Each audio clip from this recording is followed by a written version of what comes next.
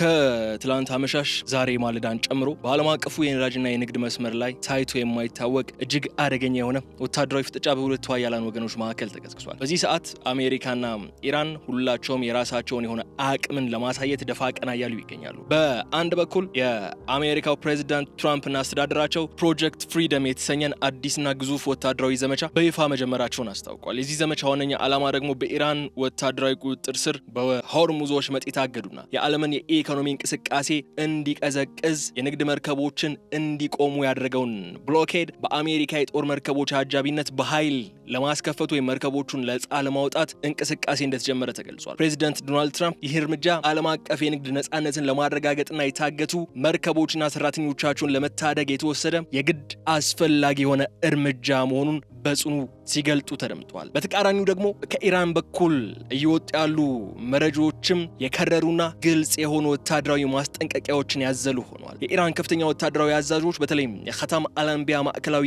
እዝ ዋና መስሪያ ቤት አዛዥ የሆኑት ሜጀር ጀነራል አሊ አብዶላሂ የአሜሪካ ጦር ወደ ወሽመጡ ለመጠጋት የሚሞክር ከሆነ ያለምንም ቅድመ ሁኔታ ቀጥተኛ ጥቃት ይሰነዘርበታል ሲሉ በይፋ ዝተዋል። ኢራን የሆርሙዝ ወሽመጥ የሉዓላዊነቷ አካል እንደሆነ ማንኛውም የውጭ ኃይል ያለሷ ፍቃድና ቅንጅት የሚያደርገው እንቅስቃሴ የባህር ላይ ወንበሬነት እንደሆነ እየገለጸች ትገኛለች። ታዲያ ይህ ፍጥጫ በቀጠናው ለወራት የዘለቀውን ዲፕሎማሲያዊ ጥረት አሁን ወደ ጎን በመተው ዓለም ወደ አዲስና ወደ አስከፊ ጦርነት ሊመራ የሚችልበት አፋፍ ላይ ስለመድረሱ እየተነሳ ይገኛል። እኛም ታዲያ የተከበራችሁ የገበያ ሚዲያ ተከታታዮቻችን በዛሬው የልዩ ጥንቅር ቆይታችን የዚህን ታሪካዊ ፍጥጫ እያንዳንዱን ገጽታ በጥልቀት እንፈትሻለን። በልዩ ጥንቅራችን የአሜሪካን ፕሮጀክት ፍሪደም ወይም የነጻነቱ ፕሮጀክት የተሰኘውን ስትራቴጂካዊ ግቦች ምንድናቸው የዚህ ዘመቻ የሚለውን እናነሳለን። የኢራን ወታደራዊ ዝግጅትና የእርምጃ ወስዳለው የሚለው ማስጠንቀቂያ እንዲሁም ደግሞ የሆርሙዝ ወሽመጥ በዓለም አቀፍ የነዳጅ ገበያ ላይ እያሳደረው ያለውን ተጽዕኖና ያለው ሚና ኢራን እያወጣቻቸው ያሉትን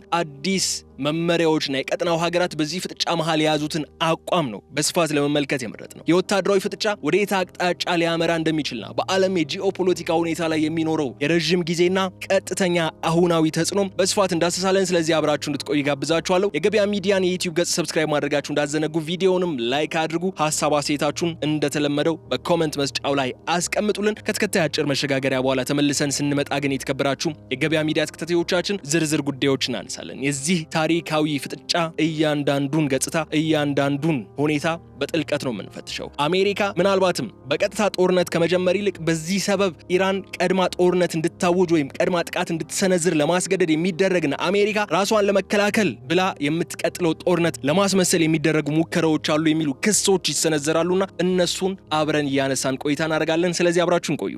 በፒያሳ መሬት አይሸጥም እድል እንጂ ከራዳ ፓርክ ፊት ለፊት በኮንዶሚኒየም ዋጋ የቤት ባለቤት የሚሆኑበትን ብቸኛ አጋጣሚ እንሆንላለን። በመሃል ፒያሳ ከራዳ ፓርክ ፊት ለፊትና ከፍሬንድሺፕ ፓርክ አጠገብ በግንባታ ላይ ባለው ሳይታችን አመቺ በሆነ አከፋፈል ማለትም 100% ለሚከፍሉ ደንበኞች የ40% ቅናሽ ማድረጋችን ስንገልጽ በታላቅ ደስታ ነው። በዚህም 6 ሚሊዮን የነበረውን ባለ 1 መኝታ በ3.6 ሚሊዮን ብር፣ 10 ሚሊዮን የነበረውን ባለ 2 መኝታ በ6 ሚሊዮን ብር፣ 14 ሚሊዮን የነበረውን ባለ 3 መኝታ በ8.6 ሚሊዮን ብር ብቻ ሲሆን ከ10% ቅድመ ክፍያ ጀምሮ ከፍሉም ልዩ የክፍያ አማራጭና የባንክ ብድር ማመቻችተናል። አፓርትመንቶቻችን በቂ የሆነ ፓርኪንግ፣ የከርሰ ምድር ውሃና የልጆች መጫወቻዎችን ያካትቱ ናቸው። በተጨማሪም በመርካቶ ተክለ ሃይማኖት የንግድ ሱቆችን በ1.8 ሚሊዮን ብር ሙሉ ክፍያ ከ400 ሺህ ብር ቅድመ ክፍያ ጀምሮ ይዘን መተናል። ልብ ይበሉ፣ እኛ ለጋራ መገልገያዎች አናስከፍልም። ለበለጠ መረጃ ከታች ባሉት ስልክ ቁጥሮች ይደውሉልን። ሜሪት ፕሮፐርቲስ። የትራምፕ አስተዳደር በዛሬው ዕለት በይፋ በጀመረውና ፕሮጀክት ፍሪደም በሚል መጠሪያ በሰየመው ወታደራዊ ዘመቻ በርካታ ጉዳዮች እየተነሱ ይገኛሉ። ይህ ዘመቻ ያልተመለሱ ጥያቄዎች ባሉበት ሰዓት ነው የተጀመረው የሚሉ ሐሳቦችም እየተነሱ ነው ያሉት። ፕሬዚዳንት ዶናልድ ትራምፕ ይህንን እርምጃ ለመውሰድ የተገደዱት ደግሞ በወሽመጡ የታገዱ በመቶዎች የሚቆጠሩ መርከቦች ያሏቸው ሀገራት ላቀረቡላቸው ተደጋጋሚ ጥያቄ ምላሽ ለመስጠት እንደሆነ ነው የገለጹት። ፕሬዚዳንት ዶናልድ ትራምፕ እንደ ፕሬዚዳንቱ ማብራሪያ ከሆነ ይህ ዘመቻ በዋነኛነት የሚያነጣጥረው በገለልተኛና በንጹሃን መርከቦች ላይ ሲሆን በውስጣቸው ያሉት ከ20 ሺህ በላይ ሰራተኞች የምግብና የመድኃኒት አቅርቦት እያለቀባቸው በመሆኑ እንደ አንድ ሰብአዊ ተግባር ወይም ሁማኒታሪያን ጌስቸር ተደርጎ ሊወሰድ ይገባል የሚል ሐሳብን እያነሱ ይገኛል። ሆኖም ከዚህ በስተጀርባ ያለው ወታደራዊ ዝግጅት ግን እጅግ ግዙፍና አስፈሪ ሆኖ ተወስዷል። የአሜሪካው ማዕከላዊ እዝ ወይም ሰንትኮም እንደገለጸው ከሆነ ፕሮጀክት ፍሪደም ስኬታማ እንዲሆን 15000 የሚጠጉ ወታደሮች አውዳሚ ሚሳኤሎችን የሚሸከሙ መርከቦች ወይም ጋይድድ ሚሳኤል ዲስትሮየርስና ከ100 በላይ በየብስና በባህር ላይ የተመሰረቱ የጦር አይሮፕላኖች ስለመሰማራታቸው ተነስቷል። ከዚህ በተጨማሪ ደግሞ አሜሪካ ዘመናዊ ሰው አልባ አይሮፕላኖችን ወይም አንማንድ ፕላትፎርምስን በመጠቀም የወሽመጡን እንቅስቃሴ በንቃት ለመቆጣጠር እንዳቀደችም ተነግሯል። ታዲያ ምንም እንኳን ዋይት ሃውስ ይህንን የአጃቢነት ሚና ወጣበት ኦፕሬሽን ወይም ኤስኮርት ሚሽን ነው ብትልም መርከቦችን የመምራት ወይም ጋይድ የማድረግ ስራ እንደሆነ ብትገልጽም ፕሬዚዳንት ትራምፕ ግን በግልጽ ማስጠንቀቂያ እየሰጡ ነው የሚገኙት። በዚህ ሂደት ላይ የሚደረግ ማንኛውም ጣልቃ ገብነት በኃይል እርምጃ ምላሽ ይሰጠዋል ሲሉ ነው ፕሬዚዳንት ዶናልድ ትራምፕ የገለጹት። ይህ ደግሞ ምናልባት ጦርነቱ በሌላ መልክ ዳግም እንዳይቀሰቀስ ስጋትን እያጫረ ነው የሚገኘው። ይህ የዶናልድ ትራምፕ ዛቻና እርምጃ በአሜሪካ ላይ እየተጫነ ያለውን የኢኮኖሚ ጫና ለመቀነስ የታለመ ስልታዊ ስራ ስለመሆኑም ጭምር እየተነሳ ነው ያለው። በዚህ ወሽመጥ መዘጋት ምክንያት በአሜሪካ የነዳጅ ገበያ ላይ ከፍተኛ የሆነ ጭማሪን እየተመዘገበ ነው የሚገኘው። አሜሪካ በኢራን ወደቦች ላይ የጣለችው የባህር ላይ ከበባ ወይም ኔቫል ብሎኬድ አጠናክራ በቀጠለችበት በዚህ ወቅት ደግሞ ፕሮጀክት ፍሪደም የኢራንን የባህር ላይ የበላይነት ለመፈታተን የተነደፈ ስልታዊ ሚሽን ወይም ደግሞ ዘመቻ ነው። ይህ ዘመቻ አሜሪካ በቀጠናው ያላትን ወታደራዊ ጡንቻ ለማሳየትና ዓለም አቀፍ የንግድ መስመሮችን በኃይል የመክፈት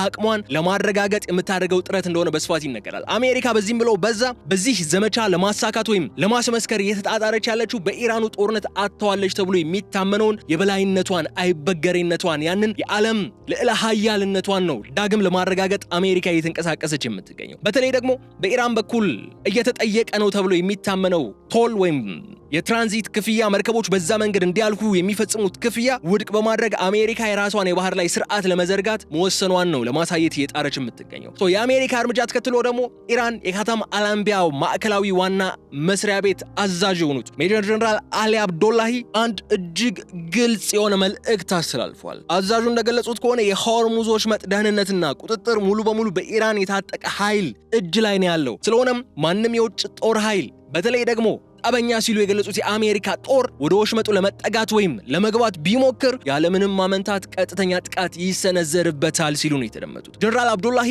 አሜሪካ የባህር ላይ ወንበዴ ነች ሲሉ ነው የጠሯት። በዚህ ፍረጃቸው መሰረት ደግሞ ማንኛውም የንግድ መርከብም ሆነ ነዳጅ ጫኝ መርከብ ያለ ኢራን ጦር ቃል ወይም ቅድመ ፍቃድና ሙሉ ቅንጅት መንቀሳቀስ አይችልም ሲሉ በድጋሚ አሳስበዋል። ይህ ማስጠንቀቂያ የአየር መከላከያ ስርዓቶችን እንዲሁም የሚሳኤል አቅሞችንም በተጠንቀቅ እንዲቆሙ ያዘዘ ነበር። ኢራን ይህንን እርምጃ የምትወስደው ሉዓላዊነቷን ለማስከበርና አሜሪካ በኢራን ወደቦች ላይ የጣለችውን ህገወጥ የባህር ከበባ ለመመከት እንደሆነም ነው የገለጹት ጀነራል አብዱላሂ። እንደ ሜጀር ጀነራሉ ገለጻ ከሆነ አሜሪካ የምታደርገው ማንኛውም ወታደራዊ ጣልቃ ገብነት የነበረውን የተኩስ አቁም ስምምነት እንደመጣስ የሚቆጠርና በምላሹም አጥቂዎች የኋላ ኋላ ጸጥትን እንዲያጭርባቸው በሚችል መልኩ የሚሰነዘር ረዥምና ህመምን የሚሰጥ ጥቃት ይገጥማቸዋል ሲሉ ነው የተደመጡት። የወታደራዊ አመራሩ የሰጡት መግለጫ የሚያሳየው ጉዳይ ቢኖር ደግሞ መስላችሁ ኢራን ሆርሙዝን እንደ መጨረሻው የጦርነት ግንባር ወይም ፋይናል ፍሮንት መቁጠሯን ነው። የኢራን ከፍተኛ መሪዎች የውጭ ኃይሎች ከቀጠናው በሺዎች የሚቆጠሩ ኪሎ ሜትሮችን ርቀው የመጡ በመሆናቸው በዚህ ባህር ውስጥ ከመስመጥ ውጪ ሌላ ቦታ የላቸውም የሚል ጠንካራ አቋምም ነው የያዘው። ይህ ቀጥተኛ ፍጥጫ በቀጠናው የነበረውን ጊዜያዊ ሰላም፣ ጊዜያዊውን ተኩስ አቁም ወደ ከፍተኛ ጦርነት የመቀየር አቅም ያለው እንደሆነ መገንዘብ አለብን።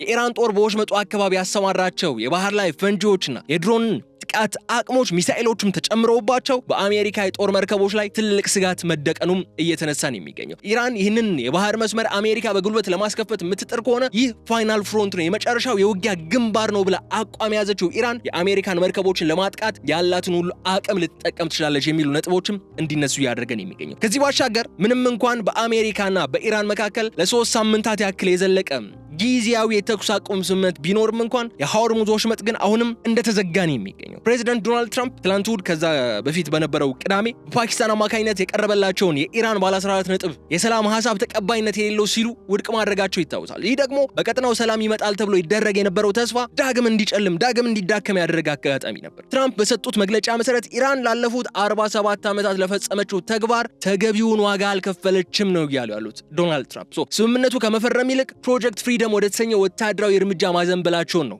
እያየን የምንገኘው በመሬት ላይ። ይህ የትራምፕ ውሳኔ ደግሞ በኢራን በኩል እንደ ከፍተኛ የጦርነት አዋጅና ቅስቀሳ ነው የታየው። የኢራን ፓርላማ የብሔራዊ ደህንነት ኮሚሽን አዛዥ ኢብራሂም አዚዚ ማንኛውም የአሜሪካ በወሽመጡ ላይ ጣልቃ የመግባት ሙከራ የተኩስ አቁም ስምምነቱን በይፋ እንደማፍረስ ይቆጠራል ሲሉ ነው የተደመጡት። በአሁኑ ወቅት በወሽመጡ ውስጥ የታገቱ ከ800 በላይ መርከቦችና ከ20 ሺህ በላይ ሰራተኞች አሉ ተብሎ ነው የሚታመነው። ይህ ደግሞ የነዳጅ ዋጋ በአንድ በርሜል ከፍተኛ የሆነ ዋጋ ጭማሪ እንዲያሳይና መረጋጋት እንዲሳነው አድርጓል። ከታገቱት መርከቦችና እዛ ላይ ባህር ላይ ተንሳፈው እንዲቆር ከተደረጉት መርከበኞች መካከል ከነሱ ባሻገር የነዳጅ ዋጋን በከፍተኛ ሁኔታ አለመረጋጋት እንዲታይበት ነው እያደረገ ያለው ሁኔታው። ኢራን የባህር መስመሩን የምትከፍተው አሜሪካ በኢራን ላይ የጣለችውን የባህር ላይ ከበባ ስታነሳ ብቻ እንደሆነና ሌሎች ነጥቦችም ተቀምጠው አሜሪካ ጸባጫሪነቷን እንድታቆም በአካባቢው ያሏትን ሚሊታሪ ጦር ቤዞች እንድታነሳ የሚሉ ብዙ ነገሮች ተቀምጠው እነዚህ ነገሮች ካልሆኑ በቀር የባህር ላይ እገዳውን አናነሳም የሚል ሐሳብን ከኢራን በኩል መነሳቱ አሜሪካ ምናልባትም ፕሮጀክት ፍሪደምን የመሳሰሉ ኦፕሬሽኖችን ወታደራዊ እርምጃዎችን ብቸኞቹ አማራጭ ሆኖ እንዲታዩት አድርጓል ተብሎ ታምኗል። ኢራን ወሽመጡን የምትከፍተው አሜሪካ በኢራን ላይ የጣለችውን የባህር ላይ ከበባ ስታነሳ ብቻ እንደሆነና ይህ ደግሞ ዱዋል ብሎኬድ ወይም ባለ ሁለት ወገን ከበባው ዓለም አቀፍ የኢኮኖሚ ቀውስን እያስከተለ እንደሚገኝ ነው ኢራን እየገለጸች ያለችው። ይህ እንዲቆም ደግሞ ዓለም አቀፉ የኢኮኖሚ ቀውስ እንዲረግብ ከተፈለገ ደግሞ አሜሪካ ከድርጊቶቿ ልትቆጠብ ይገባል የሚል አቋምን የያዘችው ኢራን። ዛሬ ማለዳ በወጡ መረጃዎች መሰረት የዩናይትድ ስቴትስ ማዕከላዊ እዝ ወይም ሴንትኮም መርከቦች ለማሳለፍ የሚያስችል የተሻሻለ የደህንነት ቀጠና ወይም ኢንሃንስድ ሴኪዩሪቲ ኤሪያ መፍጠሩን ግልጽ አድርጓል። ሆኖም ግን በወሽመጡ ውስጥ ተበታትነው የሚገኙና ገና ያልተነሱ የባህር ላይ ፈንጂዎች ማይኖቹ ለማንኛውም የንግድ እንቅስቃሴ እጅግ አደገኛ ስጋት ሆነው ቀጥሏል። ትላንት እሁድ እንኳን አንድ የንግድ መርከብ በዛ አካባቢ ላይ ጥቃት እንደደረሰበት ሪፖርት መደረጉ በቀጠናው ምንም አይነት አስተማማኝ ዋስትና የለም የሚለውን ነጥብ እንዲነሳ ያደርጋል። በዚህ የዲፕሎማሲ አጣብቂኝ ውስጥ አሜሪካ የወታደራዊ አጃቢነትን ሚና ስትመርጥ፣ ኢራን ደግሞ በከፍተኛ ማስጠንቀቂያ ምላሽ መስጠቷ ዛሬ ላይ እያየነው ያለውን ሁኔታ የሰላም ሳይሆን የአዲስ ውጥረት መጀመሪያው ሆኖ እንዲታይ አድርጎታል። የሆርሙዝ ወሽመጥ በዓለም ላይ ካሉ የባህር መስመሮች ሁሉ እጅግ ወሳኝ ስፍራ ነው። በጠባብ ቦታው 33 ኪሎ ሜትር ብቻ ስፋት ያለው ወሽመጥ ነው ይህ ወሽመጥ። በየቀኑ ደግሞ ከ19 እስከ 20 ሚሊዮን በርሚል በላይ ነዳጅ ወይም የዓለምን የነዳጅ ፍላጎት ሲሶ የሚጠጋውን በዚህ መስመር በኩል ይስተናገዳል። ለዚህም ነው ይህንን መስመር መዝጋት ማለት የዓለምን የኢኮኖሚ ደም ስር መቁረጥ ማለት ነው ተብሎ የሚወሰደው። ግን ደግሞ ያ ጠባቡ ቦታ ላይ የሆርሙዝ ወሽመጥ በጠባቡ ቦታ ላይ 33 ኪሎ ሜትር ብቻ ነው ስፋት ያለው የሚለውን እውነታ ስንመለከት ደግሞ ይህንን መስመር በወታደራዊ ኃይል ማስከፈት እጅግ አዳጋችና ከባድ ፈተናን የሚያጋርጥ ይሆናል የሚለውን መመልከት እንችላለን። ኢራን በአሁኑ ወቅት ወሽመጡን የምታስተዳድርበት አዲስና ጥብቅ የሆነ የባህር ላይ ቁጥጥር መመሪያም ተግባራዊ ማድረግ ስለመጀመሯ ሰምተናል። በዚሁ አዲሱ የኢራን መመሪያ መሰረት ማንኛውም መርከብ ወደ ወሽመጡ ከመግባቱ በፊት ከ72 ሰዓታት በፊት ማለት ነው ለኢራን የባህር ኃይል ዝርዝር መረጃ የማቅረብ ግዴታ ተጥሎበታል። ከዚህ ባሻገር በወሽመጡ የሚንቀሳቀሱ መርከቦች በሙሉ በኢራን የተሾሙ የባህር ላይ አቅጣጫ ጠቋሚዎችን ወይም ፓይለቶችን እንዲጠቀሙ ይጠበቅባቸዋል። በሌላ በኩል ማንኛውም አሜሪካ በኢራን ላይ የጣለችው የባህር ላይ ከበባ የምትደግፍ ወይም ለአሜሪካ ጦር አገልግሎት የምትሰጥ ሀገር ያሰማራቻት መርከብ ደግሞ የጠላት ንብረት ተደርጋ ትመደባለች። በዚህ መስመርም ምንም አይነት የመንቀሳቀስ መብት የላትም የሚል ቁልፍ እርምጃን ወስዳለች ኢራን። እነዚህን እርምጃዎች ለመውሰድ የተገደደችው አሜሪካ በኢራን ወደቦች ላይ የጣለችውን ህገወጥ የሆነውን የባህር ከበባ ለመመከት እንደሆነ ትገልጻለች። ሜጀር ጀነራል አሊ አብዱላሂ እንደገለጹት ደግሞ አሜሪካ የኢራንን የነዳጅ መርከቦች የምታግድ ከሆነ ኢራንም የዓለምን የነዳጅ መስመር የመዝጋት ሙሉ መብት አላት እያሉ ነው ያሉት። ይህ የእኩልነት እርምጃ ደግሞ ኢራን ለዓመታት ስታዘጋጀው የቆየችው ስልት መሆኑ ነው አሁን በተግባር እያየን ያለ ነው። ስልቱ ለረጅም ዓመታት ሲብላላ ቆይቷል። አሁን ግን ወደ ተግባር የሚቀየርበት ሚናን እየተመለከትን ወይም ወደ ተግባር ተቀይሮ መሬት ላይ ያየነው ነው የምንገኘው። አሜሪካ በበኩሏ ይህንን የኢራን መመሪያ ዓለም አቀፍ የባህር ላይ ህግን መጣስ ስትል ነው የምትገልጸው። ፕሮጀክት ፍሪደም ደግሞ ይህንን የኢራን የቁጥጥር ስርዓት ለማፍረስና መርከቦች ያለ ኢራን ፍቃድ በነፃነት እንዲንቀሳቀሱ ለማድረግ በማለም ነው አሜሪካ ማካሄድ ጀምር ያለው ስትል የተደመጠች። ሆኖም ይህ የሁለት ተቃራኒ ህጎች ፍጥጫ ወይም ባትል ኦፍ ጁሪስዲክሽን በባህር ላይ ወደ ቀጥተኛ ወታደራዊ ግጭት የመቀየር እድሉ በጣም እጅግ ሰፊ ሆኗል።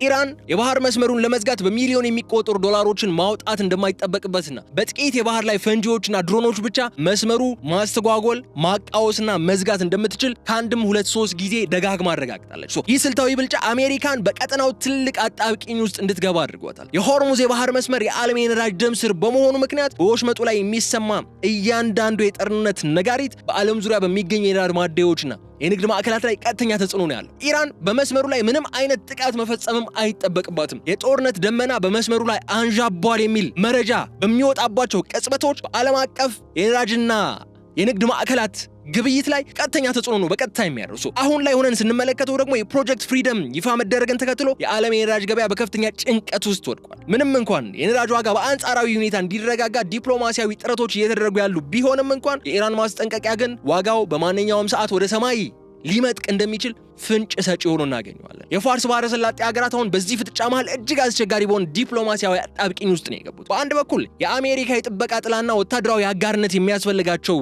እነዚህ ሀገራት፣ በሌላ በኩል ደግሞ ከጎረቤታቸው ኢራን የሚሰነዘረውን ጥቃትና ሊያደርስባቸው የሚችለውን ጉዳት ይፈራሉ። ሜጀር ጀነራል አሊ አብዶላሂ ለቀጠናው ሀገራት በሰጡት ግልጽ መልእክትና ማስጠንቀቂያ ለአሜሪካ ተንኮልና የባህር ላይ ወንበሬነት ድጋፍ የሚሰጡ ሀገራት በሙሉ የድርጊታቸው ውጤት ወደማይመለስ ጸጸት ውስጥ ይከታቸዋል ሲሉ ነው በግልጽ መልእክታቸውን ይላኩት። ይህ መልእክት በተለይ የአሜሪካ የጦር መርከቦች ወደቦቻቸውን እንዲጠቀሙ ለሚፈቅዱ ሀገራት ቀጥታ የተላከ ዛቻ ሆኖ ነው የምናገኘው። ይህ ሁኔታ በቀጠናው ውስጥ አዲስ የኃይል ክፍፍልም እንዲፈጠር አድርጓል። የመጀመሪያው ጎራ ወይም የኃይል መደብ የአሜሪካ ደጋፊዎች የሚገኙበት መደብ ነው። በወሽመጡ የታገዱባቸውን መርከቦች ለማስለቀቅ የአሜሪካን ወታደራዊ እርምጃ በጉጉት የሚጠባበቁ ሀገራት አሉ።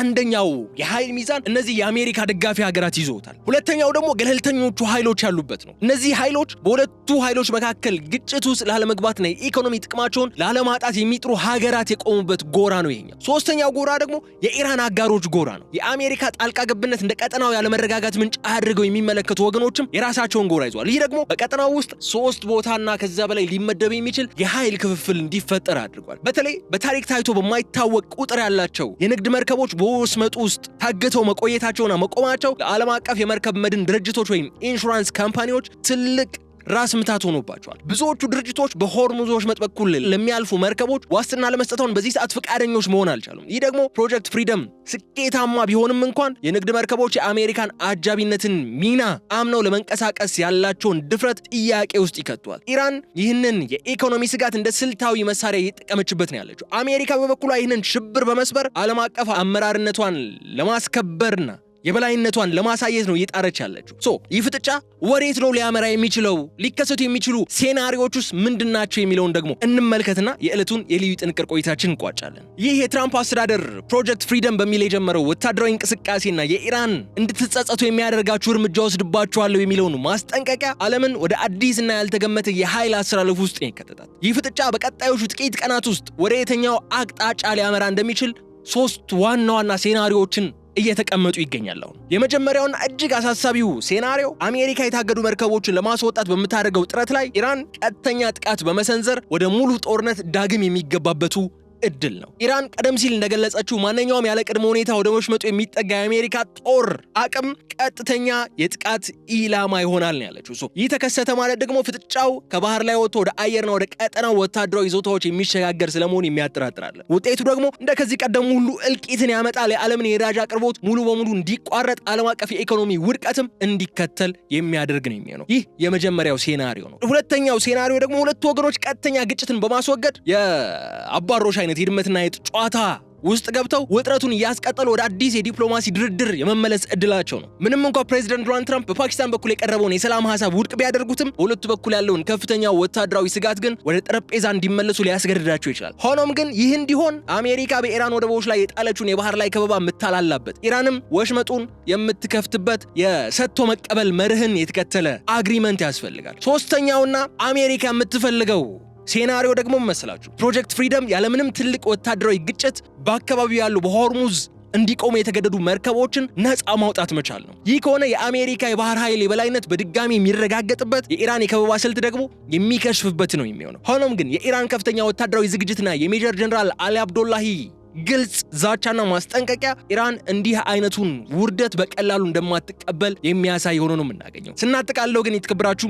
የገበያ ሚዲያ ተከታታዮቻችን የሆርሙዝ ወሽመጥ በአሁኑ ወቅት የንግድ መስመር ብቻ ሳይሆን የአዲሱ የዓለም ጂኦፖለቲካዊ ፍጥጫ ዋነኛው የጦር ግንባር ሆኗል ማለት ነው። ዛሬ ላይ ያየናቸው ያሉትን ሁኔታዎችና ውሳኔዎች ውጤታቸው በቀጣዮቹ ሰዓታት የሚታይ ነው የሚሆነው። ዓለም አቀፉ ማህበረሰብ አሁን አይኑን ወደዚህ ጠባብ የባህር መስመር አነጣጥሮ እየተመለከተ ነው ያለው። ቀጣዩ ነገር ግን ሰላም ነው ወይስ ጦርነት የሚለው ጥያቄ በጉጉትና በስጋት ነው ምላሹን እየተጠባበቀ የሚገኘው። በሆርሙዝ ወሽመጥ ላይ የሚወሰደው ማንኛውም እርምጃ የሁለቱን ሀገራት ዕጣ ፈንታ ብቻ ሳይሆን የመላውን ዓለም የኢኮኖሚና የሰላም ዋስትና የሚወስን ስለሆነ ነው። መላው ዓለም በዚህ ጠባብ የባህር መስመር ላይ አይኑን ጥሎ እንዲከታተል የተገደደው በማለት የተከበራችሁ የገበያ ሚዲያ ተከታታዮቻችን የዕለቱን የልዩ ጥንቅር መሰናዷችን እዚህ ላይ እንቋጫለን። በቀጣይ በሌላ ጉዳይ መልሰን እስክንገናኝ ድረስ በቸር እንድትቆዩኝ እመኝላችኋለሁ። የገበያ ሚዲያን የዩቲዩብ ገጽ ሰብስክራይብ አድርጉ፣ ቪዲዮን ላይክ አድርጉ፣ ሐሳብ አስተያየታችሁን ደግሞ በኮሜንት መስጫው ላይ ያስቀምጡልን። በቀጣይ በሌላ ዝርዝር ጉዳይ እስክንገናኝ ድረስ በቸር ቆዩልኝ።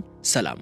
በፒያሳ መሬት አይሸጥም እድል እንጂ ካናዳ ፓርክ ፊት ለፊት በኮንዶሚኒየም ዋጋ የቤት ባለቤት የሚሆኑበትን ብቸኛ አጋጣሚ እንሆ እንላለን። በመሃል ፒያሳ ካናዳ ፓርክ ፊት ለፊትና ከፍሬንድሺፕ ፓርክ አጠገብ በግንባታ ላይ ባለው ሳይታችን አመቺ በሆነ አከፋፈል ማለትም 100% ለሚከፍሉ ደንበኞች የ40% ቅናሽ ማድረጋችን ስንገልጽ በታላቅ ደስታ ነው። በዚህም 6 ሚሊዮን የነበረውን ባለ 1 መኝታ በ3.6 ሚሊዮን ብር፣ 10 ሚሊዮን የነበረውን ባለ 2 መኝታ በ6 ሚሊዮን ብር፣ 14 ሚሊዮን የነበረውን ባለ 3 መኝታ በ8.6 ሚሊዮን ብር ብቻ ሲሆን ከ10% ቅድመ ክፍያ ጀምሮ ከፍሉም ልዩ የክፍያ አማራጭና የባንክ ብድር አመቻችተናል። አፓርትመንቶቻችን በቂ የሆነ ፓርኪንግ፣ የከርሰ ምድር ውሃና የልጆች መጫወቻዎችን ያካትቱ ናቸው። በተጨማሪም በመርካቶ ተክለ ሃይማኖት የንግድ ሱቆችን በ1.8 ሚሊዮን ብር ሙሉ ክፍያ ከ400 ሺህ ብር ቅድመ ክፍያ ጀምሮ ይዘን መተናል። ልብ ይበሉ፣ እኛ ለጋራ መገልገያዎች አናስከፍልም። ለበለጠ መረጃ ከታች ባሉት ስልክ ቁጥሮች ይደውሉልን። ሜሪት ፕሮፐርቲስ